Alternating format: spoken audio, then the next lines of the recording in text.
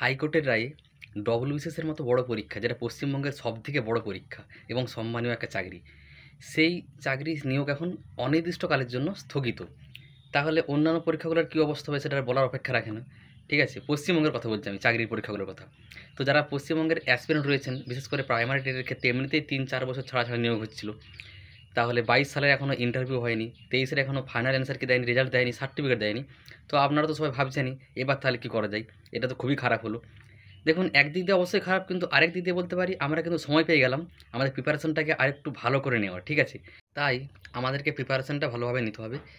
সরকার কবে অনির্দিষ্টকালের জন্য বলেছেন, এখন কখন যেটা তুলবে কেউ জানে না। 1 মাস পরেও তুলে নিতে পারে বা 2 মাস পরেও তুলতে পারে, যখনই তুলুক। আমাদের তো কেন্দ্রীয় সরকার যে পরীক্ষাগুলো হচ্ছে সেখানে তো কোনো স্থগিত নেই, সেই পরীক্ষাগুলো আমরা প্রিপারেশন নিতে পারি। এছাড়াও সেগুলোর সাথে সাথে সেগুলো প্রিপারেশন নিতে নিতে এই যে এখানে আমাদের পশ্চিমবঙ্গে যে পরীক্ষাগুলো রয়েছে সেগুলো আরও ভালোভাবে প্রিপারেশন হয়ে যাবে। তো সেদিক দিয়ে দেখতে গেলে এটা একদিকে ভালোই হলো, কিন্তু যেহেতু হয়ে গেছে তারপর আমি বলছি ভালোই হলো। আমাদের তো কিছু করার নেই, আমাদের যেটা করা রয়েছে সেটা আমরা প্রিপারেশন নিতে পারি। সেটা আমি প্রাইমারি টেট পরীক্ষায় দিই, রেলের জন্যই পড়ি, বা পশ্চিমবঙ্গে আরও যে অন্যান্য পরীক্ষাগুলো রয়েছে ডব্লিউবিসিএস বা অন্যান্য যে কোনো পরীক্ষায় হোক, আমাদের একটাই কাজ, সেটা হচ্ছে প্রিপারেশন নেওয়া। লোকের কথায় কান না দিই। সবথেকে বড় কথা যেটা আমি প্রত্যেকটা ভিডিওতে বলি, এই ভিডিওতে বলছি আর সব ভিডিওতে বলবো, কারণ এটা মেন জিনিস। এই যে আমি এখন ভিডিওটা করছি, অনেকেই কমেন্ট করবে, আর আমার ভিডিওতে দুটো কমেন্ট আমি বেশি পাই, যে বিশেষত যারা প্রাইমারি টেটের পরীক্ষা দিয়ে বসে আছে 22-23-এ, 2-3 জন কমেন্ট করেই দেয় যে নোটিফিকেশন কবে আসবে। এত তো ভিডিও দেখছি, ভিডিওতে অনেকে অনেক কিছু বলছে ইন্টারভিউ নিয়ে, নোটিফিকেশন কবে আসবে। দেখুন, নোটিফিকেশন যবেই আসুক, আমি আপনাকে একটা প্রশ্ন করতে চাই, আপনার কি প্রিপারেশন একদম 100% হয়ে গেছে, যে ইন্টারভিউ যদি এর পরের মাসে হয় আপনি সেখানে ভালোভাবে পরীক্ষা দিয়ে 10-এর মধ্যে 10 পেতে পারেন বা 9 পেতে পারেন?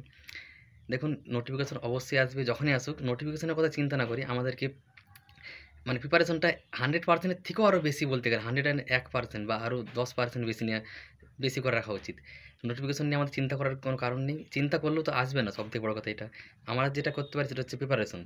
নোটিফিকেশন যবেই আসুক। আরেকজন একটা কমেন্ট করেছিল, যে আমি একটা ধৈর্য নিয়ে একটা ভিডিও করেছিলাম, সেখানে নিচে একজন কমেন্ট করেছে, ধৈর্য ধরতে ধরতে আমরা শ্মশানে চলে যাব। দেখুন, তিনি নিশ্চয়ই অনেক হতাশ হয়ে রয়েছেন, আমি বলছি। বুঝতেই পারছেন আপনারাও, নাহলে এরকম কথা কখনো বলতো না। আর এরকম কথা কখনো বলবেন না, ঠিক আছে?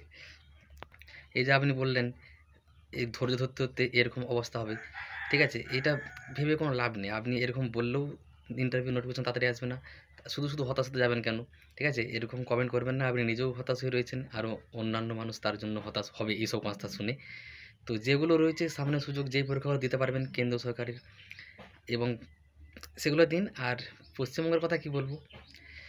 যেগুলো এখন তো স্থগিত রয়েছে, ডব্লিউবিসিএস এর মতো বড় পরীক্ষা, আর বাকি পরীক্ষাগুলো তো এমনিতেই আগের থেকেই স্থগিত রয়েছিল। ওই একটাই পরীক্ষা ছিল, সেটা রেগুলার হচ্ছিল, সেখানেও মানে স্থগিতাদেশ দিয়ে দিয়েছে। তো যেগুলো রয়েছে যখন স্থগিতাদেশ উঠবে, আমরা একটাই জিনিস করতে পারি, প্রিপারেশন নেওয়া। তো প্রিপারেশন নিন। আর কি বলব, ধন্যবাদ।